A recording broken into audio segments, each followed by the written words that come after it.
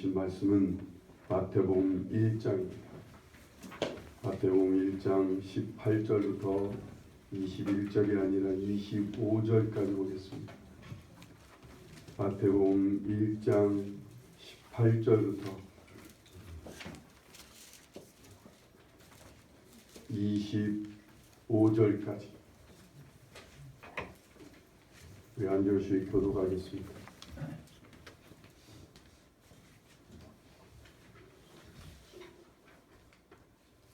1장 18절부터 한 절씩 교독합니다. 예수 그리스도의 나심은 이러하니라. 그의 어머니 마리아가 요셉과 약혼하고 동거하기 전에 성령으로 잉태된 것이 나타났더니 그의 남편 요셉은 의로운 사람이라 그를 부르지 아니하고 가만히 있고자 하여 이 일을 생각할 때에 주의 사자가 현몽하여 이르되 다윗의 자손 요셉아 내 아내 마리아 데려오기를 무서워하지 말라. 그에게 잉태된 자는 성령으로 된 것이라.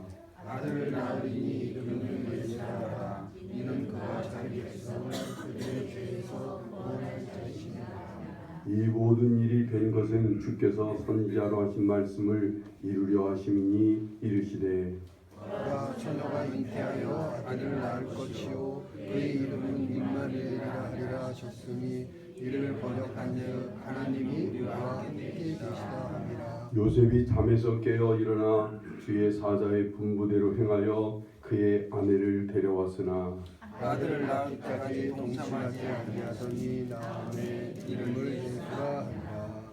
아멘. 동참이 아니라 동침입니다. 누가 지금 동참이라고 읽으신 것 같아요. 동침하지 않아요. 어떤 사람은 하나님도 독재자였으니까 우리 인간도 독재자가 필요하고 인간도 독재를 해야 된다고 그렇게 떠드는 사람이 있습니다. 하나님을 몰라도 너무 몰라서. 이 독재자들은 어떤 특징이 있어요? 인간 독재자들은 사람을 자기 마음대로 자기 뜻대로 다룹니다. 자기 욕심과 자기 교만을 따라 비인격적으로 마구 폭력과 마구 그런 힘과 권력으로 사람들을 죽이기도 하고 살리기도 하고 사람들을 막 어거지로 다스리는 거지요. 이게 독재의 실이에요. 근데 하나님은 그런 분이 아니셔요. 성경 어디를 봐도 하나님은 독재자의 모습을 지닌 것이 하나도 없어요. 하나도. 어디를 보고 하나님을 독재자라고 표현하는지 얘기하는 사람들을 보면 너무나 민망해요. 더구나 목회자들이 이 얘기를 하면 정말로 민망하게 짝이 없어요. 하나님께서는 그런 분이 아니셔요. 하나님께서는 정말 따뜻하신 분이에요. 따뜻하시면서도 공의와 정의를 따라서 인간을 이끌어 가시고 다스리시는 분이 하나님이셔요. 사랑으로 다스리셔야 하나님이에요. 사람을 그래서 인격적으로 다루십니다.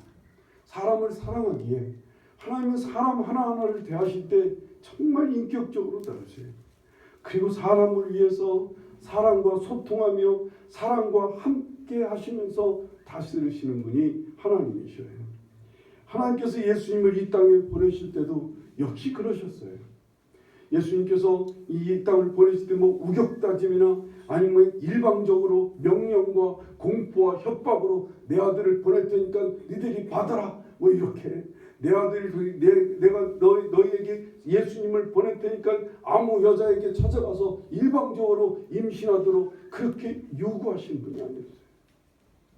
정말 이 부분에서도 보면 얼마나 하나님의 따뜻하신 분인지를 알 수가 있어요. 예수님이 태어날 인간의 어머니, 육신의 어머니를 하나님께서 정하셨어요. 그분이 누구였어요? 마리아였잖아요. 이 마리아가 누가복음에 보면 이 마리아를 향해서 천사가 나타납니다. 천사가 나타나서 너의 몸에서 한 아기가 잉태될 것인데 이것은 성령으로 하나님의 능력으로 된 것이라 설명합니다. 마리아는 얘기합니다. 내가 남자와 동침해 본 적이 없는 사람인데 남자를 알지 못하는 여자인데 내가 어떻게 아기를 가질 수 있습니까? 라고 하자 하나님의 천사가 하나님의 말씀은 능치 못함이 없다고 말씀합니다. 하나님께서 말씀하신 것은 못하실 일이 없다는 이 말에 마리아가 주의 계집종이오니 그대로 받아들이겠습니다. 하나님께서 성령으로 하나님의 능력으로 내 안에 한 아기를 잉태케 하신다니 그냥 받아들이겠습니다 하고 마리아는 목숨을 전제하고 목숨을 걸고 하나님의 이 제의를 마리아가 스스로 받아들이는 거예요. 천사가 나타나서 마리아를 그렇게 설득했기 때문에 마리아가 자진해서 인격적으로 자기가 원해서 하나님의 이 문제를 예수님이라고 하는 이분이 자기 몸에 잉태하는 것을 받아들이는 거죠. 이제 그 결혼 상대자인 이제 요셉을 하나님께서 찾아오십니다. 이 사람은요, 당장 이 사람은 남자인지라 이 남자들은요, 잉태한 여성에 대해서 죽이거나 아니면 버리거나 할 권리가 있어요. 그 당시 사회에서는요, 그런 위치에 있어요. 한 여인이 지금 불법으로 결혼도 안 했는데 아기를 잉태했다면 만약에 남편 될 사람이 그 아기가 내 아기가 아니다 라고 막 선포만 하면 이 여자는 돌에 맞아 죽어야 되는 거예요. 아니면 그냥 그 여자를 그냥 깨끗이 버려버릴 수도 있어요. 그래서 하나님의 천사는 하나님께서는 이 요셉을 설득해야만 했던 거죠. 19절 20절을 보세요. 오늘 본문 말씀 19절 20절 그의 남편 요셉은 의로운 사람이라 그를 드러내지 아니하고 가만히 끊고자 하여 이 일을 생각할 때에 주의 사자가 현몽하여 이르되 다윗의 자손 요셉아 내 아내 마리아 데려오기를 무서워하지 말라 그에게 잉태된 자는 성령으로 된 것이라 말씀합니다. 18절에 보면요, 요셉은 이미 약혼녀와 동거하기 전인데도 약혼녀 마리아가 잉태됐다는 사실을 알게 됩니다. 그런데도 그는 의로운 사람이라 드러내지 않고 가만히 혼인 약속을 끊고자 했던 거예요. 만약에 이 요셉이 의로운 사람이 아니었으면 말이에요. 여러분, 의로운 사람이라는 게 뭐하는 사람이에요? 사람이 자기 혈기대로 자기 생각대로 자기 욕심과 자기 욕망에 끌리기보다 의로운 사람들은 그래도 하나님께 물으려고 하는 사람이에요. 그래도 하나님을 따르려고 하는 믿음이 있는 사람이 바로 의로운 사람이었단 말이에요. 인간의 혈기대로만 했다면 아마 이 요셉은 마리아를 죽게 내버려뒀을 거예요. 돌에 맞아 죽도록 온 마을 사람들이 떠들고 그랬을 거예요. 혈기대로 했다면. 근데 이 사람은 의로운 사람인지라 그냥 조용히 마리아와 혼인 관계를 끊어버리려고 했던 거예요. 주의 사자는 그래서 이 요셉에게는 마리아의 잉태에 대해서는 아주 간단하게 짧게 말씀하셔요. 그에게 잉태된 자는 성령으로 된 것이라 라고 짧게 설명합니다. 마리아에게 하셨던 동일한 말씀이죠. 이 요셉에게는 해당되는 것은 마리아는 잉태의 문제가 중요한 문제였지만 요셉은 그 잉태된 여인을 어떻게 해야 되는가, 이게 더 큰 문제잖아요. 이 부분에 대해서는 간단히 넘어가요. 그리고 그 대신에 21절을 보세요. 이 아들을 낳으리니 이름을 예수라 하라. 이는 그가 자기 백성을 그들의 죄에서 구원할 자이심이라 하니라 라고 말씀합니다. 자기 마음대로요, 자기 뜻대로 욕망과 욕심대로 마구 사는 사람들은 죄에 대해서는 심각하게 생각하지 않아요. 죄 문제를 그렇게 꺼내면 그냥 콧방귀를 낄 뿐입니다. 그게 나와 뭔 상관이 있어? 내가 오늘 먹고 사는데 죄 문제가 무슨 상관이냐고. 나나 잘 먹고 잘 살면 되지. 내가 죽을 지경인데 죄가 무슨 소용이 있어? 이런 사람들은 그래서 잘 먹고 잘 살고 크게 되는 것을 원합니다. 그런데 의로운 사람은요, 그렇지 않아요. 이 요셉은 의로운 사람이었기에 하나님께서 그에게 아들 되신 예수를 왜 이 땅에 보내주시는지, 왜 이 땅에 태어나게 하시는지를 설명하시는 거예요.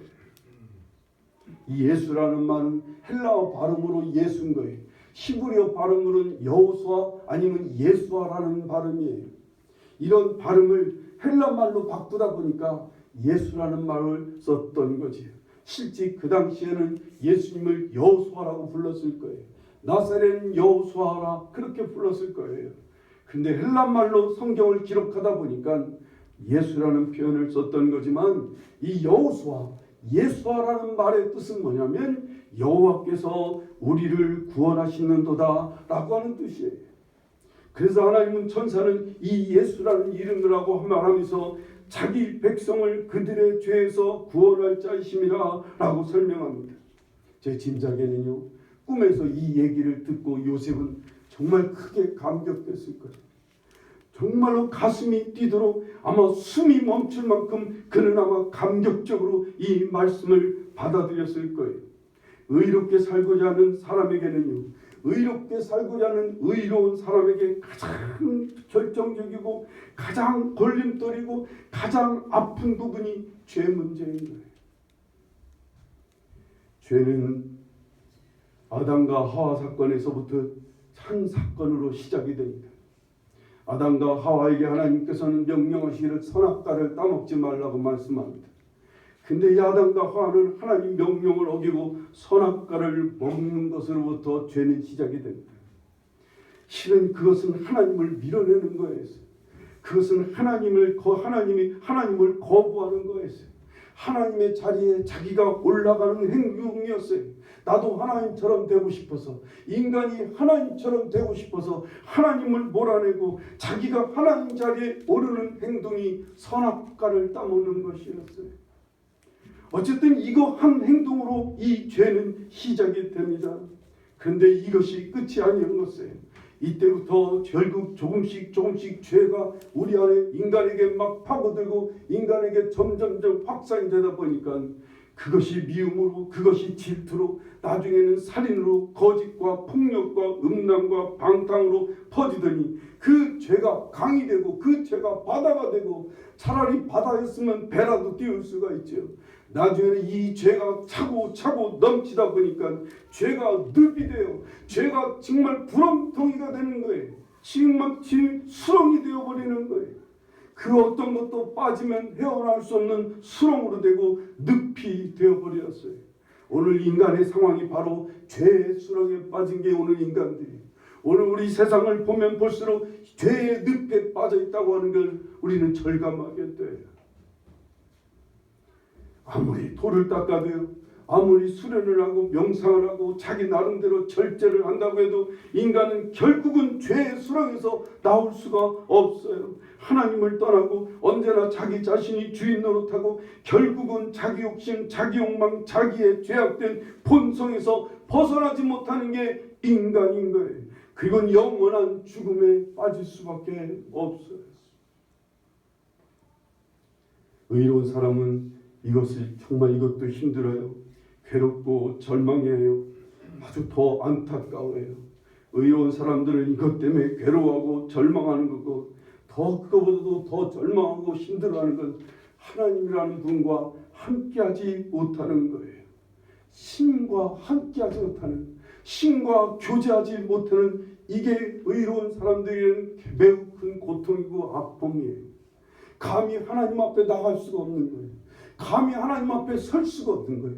하나님과 교제하기는커녕 하나님과 함께하기는커녕 하나님 앞에 감히 설 수가 없어요. 죄책감 때문에. 이 죄에 대한 죄책감 때문에 하나님 앞에 설 수가 없어요. 하나님 뜻대로 살고 싶어요. 하나님 뜻대로 선하게 정말 살고 싶은데 안 되는 거예요. 안 되는 거예요. 죄가 가로막고 죄책감이 무겁게 우리를 가라앉히게 됩니다. 그리고는 가라앉혀서 막 우리는 일어나려고 애를 쓰는데도 오히려 이 죄가 우리를 더 묶어놓습니다. 이 죄의 수렁에 빠진 것처럼 그냥 점점 빠져들어가는 게 우리 인간의 안타까운 모습이에요. 의롭게 살고자 애썼던 바울은 그래서 막 절규합니다. 로마서 7장 24절에 보면 오라 나는 곤고한 사람이로다 이 사망의 몸에서 누가 나를 건져내랴 라고 표현합니다. 사망의 몸은 그 당시에 사형제도의 아주 특별한 사형제도인데 죽은 시체와 산 사람을 묶어놓는 거예요. 그래서 산 사람이 죽은 시체에 묶여서 같이 썩어서 죽게 만드는 게 그 당시에 사망의 몸인 거예요. 바울은 이 제도를 잘 알고 있었어요. 이와 같이 사망의 몸에서 누가 나를 건져내랴. 바울이 사망의 몸이라고 표현했던 게 뭐예요? 그게 죄인 거예요. 로마서 7장 22절 23절에 그는 이렇게 말합니다. 내 속사로는 하나님의 법을 즐거워하되 내 지체 속에서 한 다른 법이 내 마음의 법과 싸워 내 지체 속에 있는 죄의 법으로 나를 사로잡는 것을 보도다라고 말합니다. 나는 죄 짓고 싶지 않아요. 나는 선하게 살고 싶은 마음은 가득한데 이 죄가 자꾸만 내 속에서 나를 이끌어 죄 가운데로 죄 짓게 만든다 그 말입니다. 그러니 이 사망의 몸에서 누가 건져내겠냐고 절규하게 되는 거예요. 오늘날은 그래도 교육을 통해서 TV나 매체를 통해서 무엇이 선한 일이고 어떻게 하는 게 도덕적인 일이고 어떻게 하는 게 인류애를 표현하면서 어떻게 살아야만 바르게 사는지 서로 이해하고 서로 다 알고 있습니다. 서로가 존중해야 되고 서로를 사랑하고 서로가 싸우지 않고 서로와 함께 잘 어울리며 살아야 된다는 걸 다 알고는 있어요. 그런데 갈수록 시간이 갈수록 왜 교육을 받으면 받은 사람이 더 욕심을 더 냅니다. 이 세상은 왜 굶어 죽는 사람은 더 많아집니다. 양식은 갈수록 더 많아지는데 왜 이 땅에 굶어 죽는 사람은 많을까요? 왜 이 땅은 폭력과 살인이 그치지를 않을까요? 왜 전쟁은 그 어느 때보다도 더 악랄하고 더 치열하게 전쟁이 일어나고 있는 이유는 왜 그렇게 교육이 그렇게 발달이 되는데도 왜 살인과 폭력의 사건들은 왜 더 많아질까요? 그게 바로 죄악의 문제인 거예요. 점점 아무리 그렇게 애를 써도 인간은 이 죄의 수렁에서 벗어날 수가 없습니다. 한 사람을 생각해봐도 그래요. 내가 염려하지 말아야지. 내가 두려워하지 말아야지. 내가 절대로 절망하지 말아야지. 깨끗하게 살아야지. 이렇게 나누면서 살아야지. 그렇게 생각합니다. 그러나 결국은 가보면 자기 속에 무언가에 있는 자기 안에 있는 뭔가를 자기를 두려움 속으로 빠져갑니다. 연려와 근심 속에 빠지게 합니다. 절망하게 만듭니다. 인생을 허망함에 빠지게 만들고요. 결국은 비난과 폭력과 욕심과 욕망에 사로잡히는 삶을 살게 돼요. 조금만 놔두면 말이에요. 그래도 주님께서는요, 이러한 사람을 자기 백성이라고 표현하세요. 자기 백성을 구원하려고 오셨다는 거예요. 죄의 수렁에 빠져서 하나님과 끊어지고 죄성에 묶여서 죄악에 뒤덮여 살 수밖에 없는 이런 자기 백성을 그들의 죄에서 구원하시기 위해서 오신다는 거예요. 이걸 요셉에게 얘기하고 있는 거예요. 암으로 죽어가는 사람에게 가장 기쁜 소식은 무엇일까요? 그 암을 치료하는 약이 하나 있다면 아마 이건 정말 대단한 놀라운 사건일 거예요. 그 암을 치료해 줄 수 있는, 완치시켜 줄 수 있는 의사가 있다면 이건 정말 기쁜 소식이기도 놀라운 소식일 거예요. 집 없는 사람에게 누가 집이라도 하나 지어주고 집이라도 준다고 하는 사람이 있다면 이보다도 더 기쁜 소식은 없을 거예요. 여러분, 잘 먹고 잘 살고 잘 가난하고 늘 못 먹는 사람이 잘 먹고 누군가 잘 살게 해준다고만 한다면 이와 같은 기쁜 소식이 어디 있어요? 이런 복음이 어디 있냐고, 이런 복음. 그런데 어디 이 세상에 어디 그런 사람이 있습니까? 어디 그런 게 있느냐고. 가보면 거짓된 것들이, 가보면 과장된 것들이, 인간에게 가장 기쁜 소식인 것 같아서 달려가 보면 거기엔 다 속임과 술수가 있어요. 그런데 예수님이요, 우리를 죄에서 구원할 자라는 이 소식을 이 땅 온 인류 모두에게 특별히 의롭게 살고자 하는 모든 사람을 죄에서 벗어나게 해주신다는 거예요. 이 죄악에서 벗어나 살고 싶어하는 모든 사람들 말이에요. 그것 때문에, 죄 때문에 괴로워하고 아파하고 절망하는 사람들에게 이 죄에서 구원해 주신다고 하는 거, 이 죄에서 구원해 주신다는 이 소식은 너무나 기쁜 소식인 거예요. 요셉은 아마 숨이 멈출 만큼 감격했을 거예요. 그는 의로운 사람이었기에, 죄 때문에 늘 고민하는 사람이었기에, 이 죄 문제를 해결해 주는 사람이 누군가 있다면 이 죽음 이후에 무언가 모를 불지옥이 기다릴 것 같고 무언가 모를 하나님의 심판이 기다릴 것 같은 죽음 이후에 있는 이 두려움의 문제를 해결해 줄 수 있는 분이 있다면 이건 너무나 놀라운 소식이에요. 이건 너무나 기쁜 소식이에요. 구원이라는 것이 무슨 뜻이에요? 죽음과 질병과 위험에서 건져내다라고 하는 뜻을 가진 게 구원이라는 말이에요. 예수님은 자기 백성을 죄의 수렁에 빠져서 허우적거리고 죄의 늪에 빠져서 허우적대고 있는 우리를 건져내시기 위해서 오신다는 거예요. 예수님은 그러기 위해서 오셨어요. 하나님을 몰아내고 하나님을 거부하고 하나님을 떠나서 자기가 왕노로 다면서 살더니 결국은 그것 때문에 그 틈을 비집고 들어오는 악한 마귀가 인간의 심성을, 인간의 죄성을 더 악하게 만들어 버립니다. 그래서 이 죄의 수렁에 빠지고 말아요. 거짓과 술수와 폭력과 음란과 살인과 권력 욕심에 그리고 자기 탐욕으로 사람을 마구 죽이고 하나님을 대적하며 살게 하는 이 수렁에 빠지게 하는 이 사람들을 그 수렁에서 건져내시기 위해 예수님은 오신다는 거예요. 어떻게 예수님은 우리를 건져내셨어요? 이 땅에 오셔서 십자가에 달려 죽어주심으로 우리의 죄값을 치러주셨습니다. 그래서 하나님께서 우리의 죄값을 치러주신 그 예수님의 십자가를 보시고 하나님은 우리의 죄를 용서하셨어요.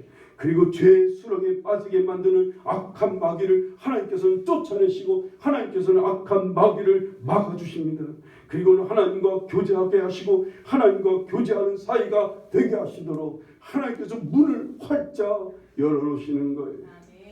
예수님이 생명이 되셔서 우리 안에 함께 살아주시면서 우리를 죄를 대적하며 살게 하시고 죄성을 따르지 않도록 우리를 이끌어 주시는 일을 하시는 거, 이게 구원받는 거예요. 이게 구원입니다. 예수님이 우리에게 오셔서 이루신 구원이 바로 이런 거예요. 이게 구원인 거예요. 예수님을 영접해서 예수님을 모시고 예수님을 따르면 염려와 두려움과 허무함과 절망에서 건져냄을 받습니다. 거짓과 폭력과 그리고 중독과 살인과 그런 가늠과 이러한 죄의 수렁에서 건져냄을 받는다는 사실입니다. 이게 진짜 구원인 거예요. 그러니 예수님을 영접해야 돼요. 그래서 예수님 믿어야 돼요. 우리가 그냥 잘 먹고 잘 살기 위해서 예수 믿는 거 아니에요. 예수님을 믿어야 되는 정말 중요한 이유는 이 죄의 수렁에서 건져냄을 받아야 되기 때문에, 우리를 이렇게 죄의 수렁에서 건져내신, 우리를 구원해주신 우리 예수님을 우리가 정말 환영하지 않을 수가 없어요. 그 예수 그리스도를 정말 우리가 믿고 받아들일 때 우리는 이 구원함 속에서 살아가게 되는 것을 믿으시기 바랍니다. 그런데 이것으로 끝나지 않아요. 더 놀랍고 귀한 말씀이 바로 그 다음에 하나님 사자는 요셉을 다시 설득합니다. 22절, 23절을 보세요. 22절, 23절, 이 모든 일이 된 것은 주께서 선지자로 하신 말씀을 이루려 하심이니 이르시되 보라 처녀가 잉태하여 아들을 낳을 것이요 그의 이름은 임마누엘이라 하리라 하셨으니 이를 번역한즉 하나님이 우리와 함께 계시다 함이라 말씀합니다. 이렇게 우리를 구원하시는 것은 임마누엘을 이루려 하심이라는 거예요. 하나님께서 우리와 함께 계시는 것을 이루시기 위해서 우리를 죄에서 구원하신다는 거예요. 아마 요셉은요, 이 말씀에 더 감격하고 정말 숨쉬지도 못할 만큼 놀랐을 거예요. 하나님께서 나와 함께 하시기 위해서 우리를 죄에서 구원하신다는 거예요. 하나님께서 어찌 나와 같은 사람과 함께 하시기를 원하실까? 어떻게 나와 같은 죄인과 함께 하시기 위해서, 나 같은 사람과 함께 하시기 위해서 구원하신다고 하는 이 말씀에 요셉은 정말로 감격하고 기뻤을 거예요. 그래서 24절, 25절을 보세요. 요셉이 얼마나 감격하고 기뻤는지. 요셉이 잠에서 깨어 일어나 주의 사자의 분부대로 행하여 그의 아내를 데려왔으나 아들을 낳기까지 동침하지 아니하더니 나음의 이름을 예수라 하니라 말씀합니다. 망설임 없이 그는 일어나서 꿈에서 깨어나자마자 망설 없이 행동에 옮깁니다. 그 아내 된 사람과 동침하지 않고 기다립니다. 그 예수님이 태어나자마자 그 이름을 예수라라고 말합니다. 무슨 뜻이에요? 우리를 죄에서 구원하실 분이라고 하는 이 마리의 이 이름을 그는 기쁜 마음으로 받아들이고 아기의 이름을 예수라고 지어주는 것을 보게 됩니다. 우리 이걸 자꾸만 놓쳐요. 하나님께서 우리를 죄에서 건지신 이유는 바로 우리와 함께 하시기 위해서, 나와 함께 계시기 위해서 우리를 구원하셨다는 사실을 우린 자꾸만 놓쳐요. 22절을 다시 한번 보셔요. 22절 말씀. 이 모든 일이 된 것은 주께서 선지자로 하신 말씀을 이루려 하심이니라 라고 말씀해. 구원은 바로 하나님께서 나와 우리와 함께 계시기 위해서 이루어 주시는 겁니다. 죽어서 천국 가서 하나님과 함께 영원히 있는 것이 아니라 지금부터 끊어지고 막히고 오히려 죄악에서 허우적거렸던 우리가 이제는 구원받아서 죄의 수렁에서 건져냄을 받고 하나님이 함께 계셔 주시는 것, 나를 이끌어 주시고 나를 붙잡아 주시고 나를 교다와 교제하시고 영생을 누리게 하시는 것이 하나님의 뜻이라 그 말.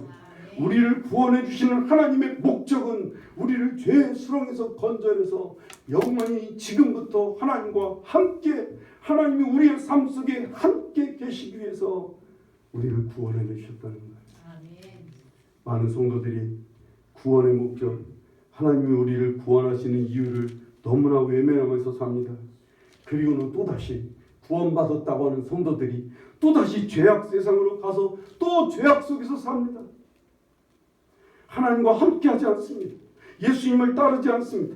다시 계속 죄악 속에서 살아가는 세상 사람들과 상대하고 그 세상 사람들처럼 죄악 속에서 살아가는 세상 사람들을 상대하니까 똑같이 죄악으로 상대해야 되니까 그래서 또 죄악의 삶을 삽니다.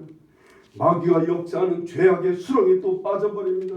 그래서 거기서 거짓되고 술수를 쓰고 그리고 음란하고 그리고 중독에 빠지고 그리고 정말 살인하고 이러한 것으로 빠져서 살아가게 돼요.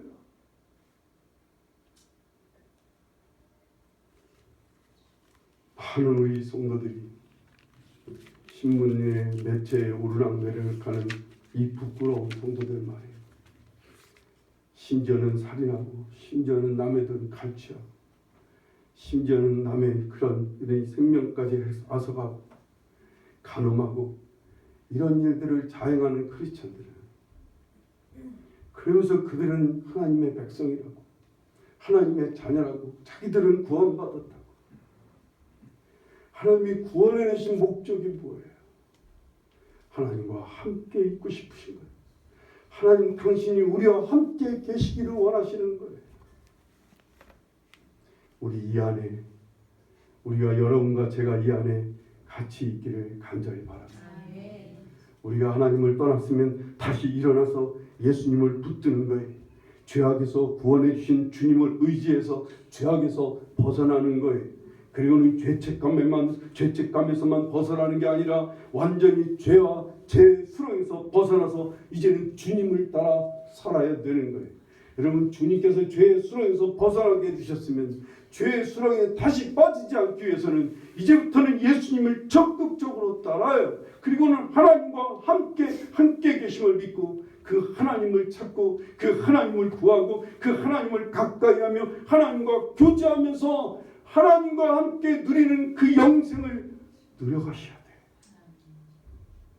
그러지 않으면 재미가 없어요. 재미가 없으니까 자꾸 죄악 생사로 가는 거예요. 여기 와보니까 아무것도 없어. 뭐 구원 받았다는데 뭐 아무것도 없어. 뭐 생기는 게 있어야지. 그러니까 그냥 가는 거예요. 다시. 아니에요. 하나님과 함께 이제 교제하며 해봐야죠. 이사야서 55장 1절부터 3절까지 우리 다 같이 함께 여러분 같이 한번 볼까요? 오라 너희 모두 목마른 자들아 물로 나오라. 돈 없는 자도 오라. 너희는 와서 사 먹되 돈 없이 값 없이 와서 포도주와 젖을 사라. 너희가 어찌하여 양식이 아닌 것을 위하여 은을 달아주며 배부르게 하지 못할 것을 위하여 수고하느냐. 내게 듣고 들을지어다. 그리하면 너희가 좋은 것을 먹을 것이며 너희 자신들이 기름진 것으로 즐거움을 얻으리라. 너희는 귀를 기울이고 내게로 나와 들으라. 그리하면 너희의 영혼이 살리라. 내가 너희를 위하여 영원한 언약을 맺으리니 곧 다윗에게 허락한 확실한 은혜이니라. 6절 7절 말씀 다 같이 봅니다. 너희는 여호와를 만날 만한 때에 찾으라. 가까이 계실 때에 그를 부르라. 악인은 그의 길을, 불의한 자는 그의 생각을 버리고 여호와께로 돌아오라. 그리하면 그가 긍휼히 여기시리라. 우리 하나님께로 돌아오라. 그가 너그럽게 용서하시리라. 행복한 신앙생활은요, 죄에서 벗어난 것만이 아니에요. 죄에서 벗어나서 하나님과 교제하며 하나님의 사랑과 교제하며 서로 사랑하는 데서 행복한 신앙생활이 있는 거예요. 하나님은 이 삶을 누리게 하고 싶으신 거예요. 새로운 행복만 인간들이 그렇게 찾아오면 행복이라고 하는 파랑새, 하나님은 이미 준비해놓고 이 안으로 들어오기를 원하시는 거예요. 그러려면 하나님을 찾으래요. 그것이 천국이에요. 그것이 그토록 하나님이 주고 싶어 하시는 천국이고 하나님 나라인 거예요. 이 하나님 나라 안에 들어오게 하시려고, 여기로 우리를 이 안으로 이끌어 주시려고 우리를 구원해내시는 거예요. 우리를 구원해내셨으니 이제는 하나님을 힘껏 잡는 거예요. 내 안에 계신 하나님이신데 왜 자꾸 하나님을 멀리서 찾으려고 해요? 하나님을 힘껏 찾고 구하고 하나님을 부르고 하나님과 함께 교제하는 일에 힘쓰는 거예요. 그리고 그분을 쫓아 행하는 거예요. 그분의 지시를 따라 그분의 명령을 따라 쫓아 행하려고 하는 거예요. 그 안에 정말 참 행복이 있어요. 하나님과 교제하며 하나님의 사람들과 함께 교제할 때 진짜 행복이, 놀라운 기쁨이, 하나님만이 우리에게 주시는 그 영생의 기쁨을 누릴 수가 있게 되는 거예요. 이것 주시려고 주님이 오셨단 말이에요. 이걸 이루시려고, 이 임마누엘이라고 하는 것을 이루시려고 우리 주님께서 이 땅에 오셔서 우리를 죄에서 구원해내시는 것을 믿으시기 바랍니다. 여러분, 구원에만 머물지 머물러서는 안 돼요. 구원에만 머물러니까 성도들이 특별한 매력이 없어요. 신앙생활의 매력이 통 없어요. 구원에만 머무르는 게 아니라 행복에 머물러야죠. 하나님과 함께하는 삶 말이에요. 그 속에 있는 평안함, 그 속에 있는 기쁨, 그 속에 있는 풍성함, 그 속에 있는 놀라운 소망, 뭐 이런 것들 말이에요. 이걸 함께 누려갔으면 좋겠어요. 많은 우리 성도들이 성탄절이라고 해봐야 늘 성탄절이 그날이 그날이라고 징글벨 징그럽기만 하지 아무것도 아니에요. 그 하나님과 함께 오늘 여러분 이 예배가 우린 매 죽을 때까지 우린 예배를 드릴 거예요. 예배가 그냥 예배는 진짜 재미없어요. 하나님과 함께하는 시간입니다. 여기 하나님이 함께 하시지. 그 함께 하시는 하나님을 여러분이 찾아야죠. 그 하나님을 부르는 거예요. 그 하나님 품 안에 잠기는 거예요. 그래서 하나님이 주시는 그 놀라운 은혜와 그 하나님이 주시는 평강으로 하나님이 새롭게 하심을 입는 거예요. 그래서 날마다 우리의 삶이 정말 풍성했을 수 있기를 간절히 바랍니다.